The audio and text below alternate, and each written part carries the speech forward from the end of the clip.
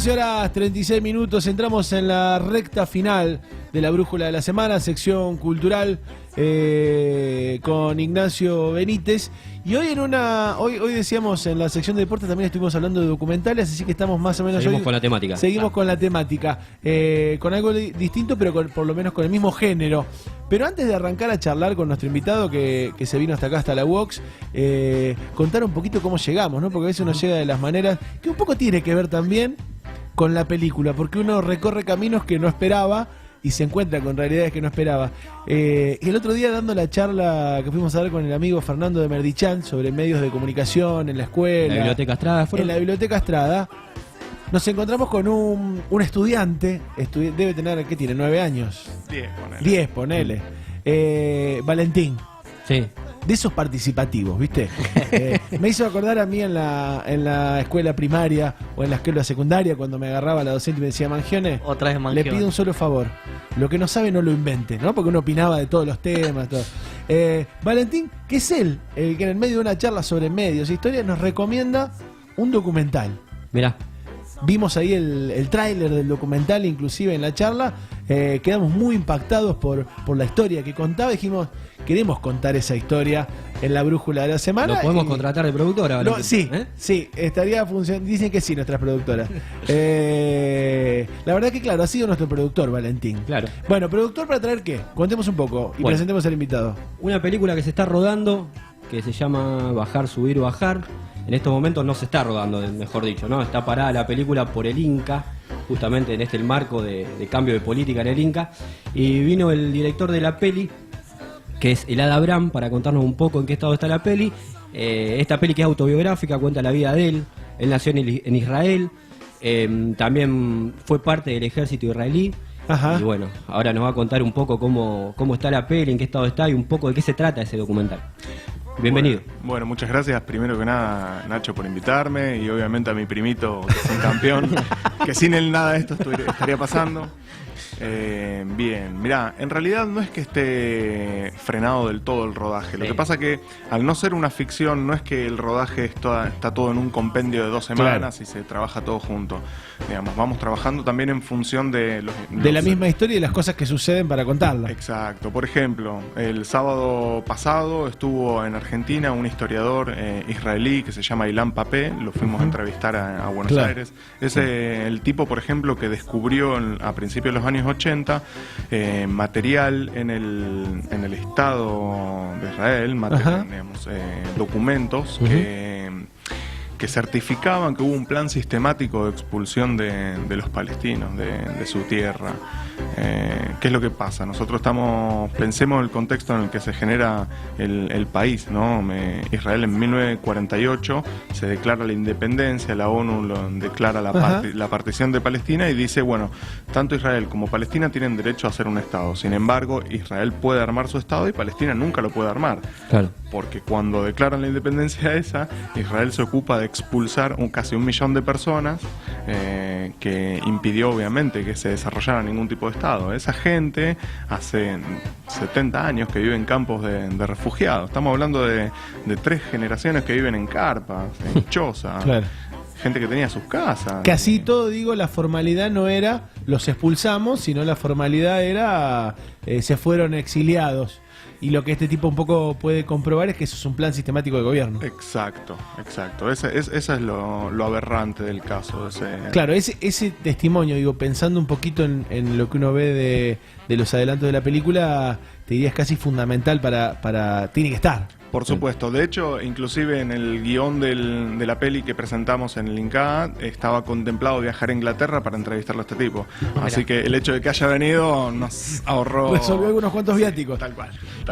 Bueno, y siguiendo con esto, ¿en qué estado está la peli, digamos? ¿Cómo...? Bien, la peli está avanzando de a poco, pero debido a la situación en el INCA, que en este momento se torna un poco imprevisible respecto de cómo va a ser el plan de fomento para las películas del interior y más que nada para las películas que tienen un corte político y no tan comercial, ¿no? Claro. Porque, a ver, yo no solamente no tengo expectativa de que esto no llene una sala del Village, tampoco me gustaría, ¿se entiende? Digamos, no es el objetivo. No es el objetivo. Sí.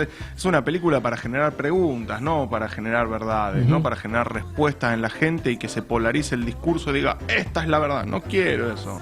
Tiene un poco que ver con tu propia búsqueda, porque digo, para poner a la gente en situación, pues si quiero una película que se haga preguntas, y es una película un poco sobre tu vida y a partir de eso contar otras cosas, pero ¿es porque vos también te hiciste muchas preguntas? Bien, mira, te voy a contar una anécdota para que podamos para poner en sintetizar, proporción. Sí. Yo me crié acá en Rosario en marco sionista y me fui a vivir a Israel allá, convencido de que Argentina en el 2001 era un país que echaba a la gente y que este no era mi lugar y que yo tenía que volver a Israel. Bárbaro. Me fui convencido, es más, trabajaba en la embajada fomentando que la gente se fuera a vivir allá. Sí. Y cuando estaba en el ejército me dieron un cargo. Perdón, ¿llegaste allá con idea de entrar al ejército o una vez allá? Era obligatorio. No es elección, digamos, no era elección. Claro, los hombres tienen 3 años obligatorios y las mujeres tienen... ¿Qué edad? Yo tenía 19 años, 20, me parece que 20 ya. ¿Qué pasaba? 3 años los decía... 3 años los varones, 2 años las mujeres, eso es obligatorio.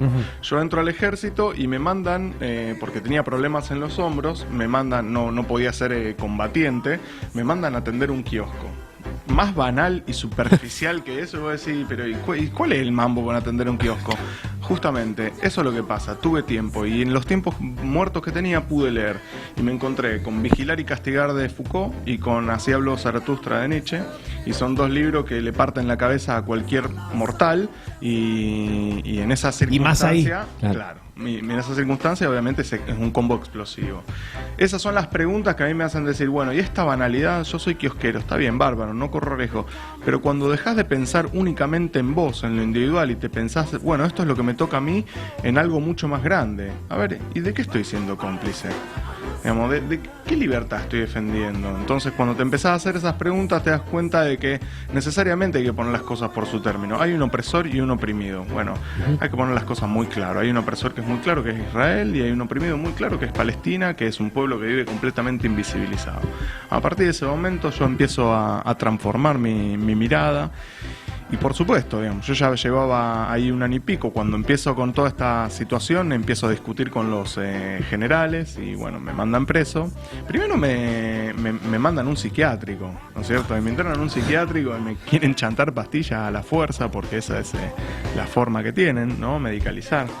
Y en la medida en que uno rechaza ¿Cómo eso, no va a adherir? Este tipo está loco. Claro, ¿cómo no estás dispuesto a defender a la patria? Oh, bueno, si esto es la patria, claro, yo soy extranjero, como dice Charlie, ¿no es cierto? Así que, bueno, ahí eso resume un poco la pregunta, ¿no? Yo me empecé a hacer preguntas y en el momento en que empecé a desarmar el discurso que yo tenía incorporado, me empieza a quedar ahí la base de esta película. Eso fue hace 10 años. Y la base es esa, es hacerse preguntas. Cuando vos estabas acá, digo, ¿cuál era la visión de lo de la causa palestina, de lo de Israel? Digo, es una buena pregunta. Mirá cómo funciona la propaganda. Cuando hablábamos de la cuestión palestina, hablábamos en términos de derecha e izquierda dentro del sionismo. ¿Cuál es la diferencia entre la derecha y la izquierda del sionismo? Es muy graciosa, es una cuestión de tamaño del territorio de Israel, pero nunca se pone en duda la expulsión de los palestinos. Claro, Entonces, decir, pará, sos de izquierda, te reivindicás socialista, te reivindicás inclusive es un poquito comunista. Menos sionista, sí. Claro, pero no es que ni siquiera, porque en todo momento, inclusive el de extrema izquierda sionista, lo que está diciendo es el Estado de Israel tiene que existir un Estado judío. Y un Estado que se autodefine como judío no puede ser nunca una democracia, porque el que no es judío, ¿qué es en ese Estado? Es un ciudadano de segunda, con menos derechos. Entonces, la izquierda, yo me formé en un movimiento de izquierda juvenil, de izquierda sionista, y entonces nosotros decíamos, bueno, no, hay que devolverle sus territorios y levantar una muralla y cortarnos.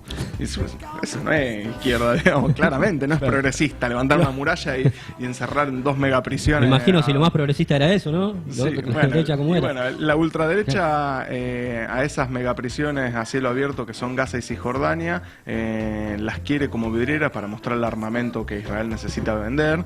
no nos olvidemos que gran parte del PBI de Israel es el país que proporcionalmente per cápita que mayor exportación de armas tiene en el mundo, más que Estados Unidos, más que Rusia, más que Francia. Claro, por el tamaño, por la cantidad de gente, en proporciones. Exacto, pero eso te habla también de la industria armamentística, cuánta gente depende de ese, cuántos puestos laborales dependen de esa industria, ¿no es cierto? Y no nos olvidemos que la condición es material, es real. El tipo que labura no quiere perder su laburo, entonces le sirve tirar bombas. Vos tenías, volviendo a esto del ejército, estaba obligado a ir, digamos.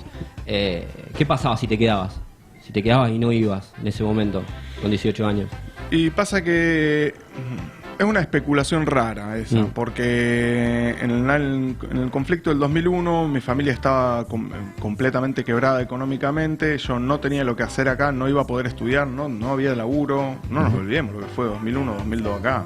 Entonces en ese contexto es en que yo decido irme. Entonces ahí la ideología sionista lo que hizo fue cooptar a toda esa gente en crisis económica y llevársela como mano de obra barata para el ejército, ¿no es cierto? Y aparte, para reemplazar la mano de obra palestina, lo que se hace es fomentar la inmigración de otros países. Ah, mira. Seguís siendo sudamericano. Incluso está bueno entender esta lógica dentro también del judaísmo. Hay una distinción entre el judío sudamericano, entre el judío europeo. ¿Se siente esto? Mirá, la verdadera distinción está entre lo que le llaman los ashkenazíes y los sefaradíes, que son los judíos descendientes de europeos occidentales y los judíos que vienen de Irak, Irán, Marruecos, todo lo que viene del mundo árabe. Esa es realmente una distinción. Y a grosso modo te diría que son inclusive ciudadanos de segunda también. En este caso vamos a decir, si los judíos descendientes alemanes son de primera, bueno, los que vienen de Irak son de segunda, bueno, los palestinos son ciudadanos de tercera. Ya digamos, es un estado súper estratificado. Elad, digo, ¿qué expectativas tenés, volviendo a la peli, qué expectativas tenés en torno a la respuesta de la comunidad, por ejemplo, en Rosario, ante la presentación de la película? Porque me imagino que uno es difícil, más allá de que uno se hace esas preguntas, el status quo sigue existiendo, digo, la comunidad sigue teniendo ideas, serán más progresistas, menos progresistas, pero digo, esta es una película disruptiva en ese sentido. Viene a plantear una idea, un cuestionamiento que puede llegar a ser tabú. Digo, ¿qué expectativas tenés con eso? Por lo menos acá en Rosario. Mi expectativa en realidad es que se arme el suficiente revuelo como para que esta gente le dé un poquito de vergüenza no preguntarse estas cosas. No importa lo que resuelvan, pero por lo menos que se los pregunten, por lo menos que no se sigan mintiendo a sí mismos, que no se sigan ocultando esta información que es necesaria para evolucionar como persona. Si no, te quedás estancado en los discursos que te imponen desde arriba y sos hablado por esos discursos y nunca tenés visión propia. Me parece que ese es el punto, generar preguntas. ¿Va a generar molestia? Sí, definitivamente. ¿Me voy a comer unas cuantas puteadas? Definitivamente. ¿Me importa? Y la verdad que ya me echaron de ahí. Ya está, después de eso, ya está. Me voy a enojar porque me puteen. Claro. En cuanto al financiamiento, en esto que estábamos hablando antes, esta película puede llegar a tener llegada a nivel en el exterior, claramente. Mucha llegada, qué sé yo. ¿Por qué se decide no financiar y no seguir? ¿Por qué el Inca no sigue aportando para que esta película se desarrolle? La situación en el Inca en este momento es muy delicada. Nuestra película está bajo la observación de un comité que tiene que definir si la película cumple con todos los requisitos para ser declarada de interés y recibir el subsidio.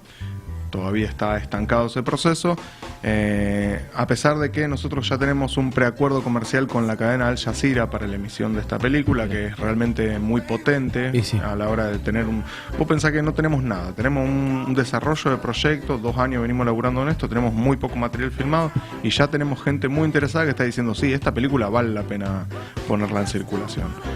Entonces, y aparte de una vidriera internacional, digo, Al Jazeera, una vidriera internacional importante. Más allá de los circuitos de cine, exacto. Digo, por lo menos va a ser una puerta de ingreso a un circuito.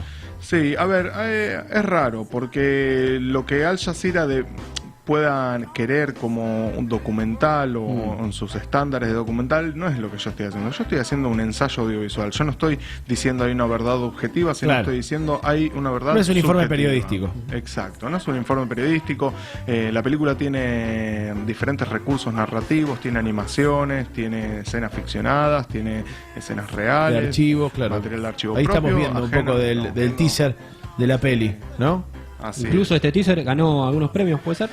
Con el teaser ganamos 4 premios de desarrollo, sí. Ganamos el concurso Raimundo Gleiser, que es el concurso federal del Inca A. Ganamos Espacio Santafesino, desarrollo de proyecto. Y ganamos en el Festival de Mar del Plata con Work in Progress para postproducción y también traducción. Así que sí, el teaser funciona narrativamente. Conmueve, Bueno, sensibiliza. es lo que nos pasó, Claro, ¿no? claro. Digo, nosotros vimos ese teaser y dijimos, queremos charlar sobre esta película, queremos conocer esta película.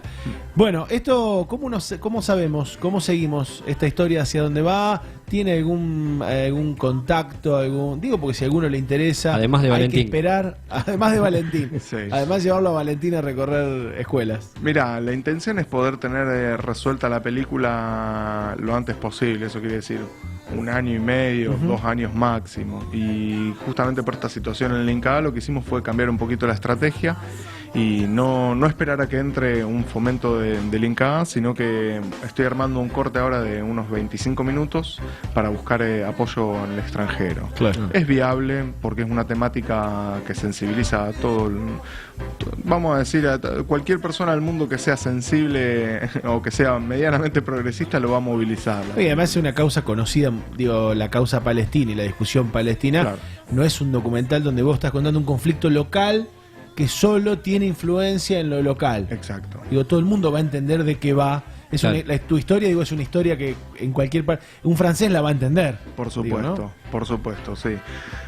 La gente de Alsacira me decía, bueno, vos tenés que hacer una película, cuestión de que alguien de clase baja en Kenia la vea y la entienda. Yo no estoy seguro que vaya a pasar eso, porque no creo que se pueda simplificar todas las ideas al punto del que menos pueda entender. Y me parece que tampoco vale la pena, porque... O habrá otros instrumentos para que ese mensaje llegue. Claro, exactamente. Me parece que la riqueza acá está justamente en la complejidad del discurso, no en la simpleza del discurso. Claro. Porque si nos quedamos en lo simple, queda todo polarizado. Queda Sí, como sí. lo Consigna, bueno y lo la malo. consigna, sí, sí. Exacto.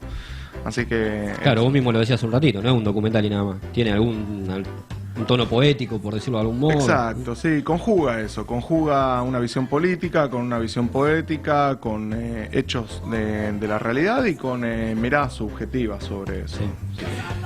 Bueno, Bueno, agradecemos, la verdad, con un gustazo. Sabemos que los sábados a la mañana, para todo el mundo, venirse hasta la radio y todo es un problema, así que siempre agradecemos que se vengan hasta acá a compartir este ratito. Bueno, muchísimas gracias a ustedes tres, la verdad que un placer compartir y bueno, espero poder mostrarle la peli de acá un tiempo. Esperemos.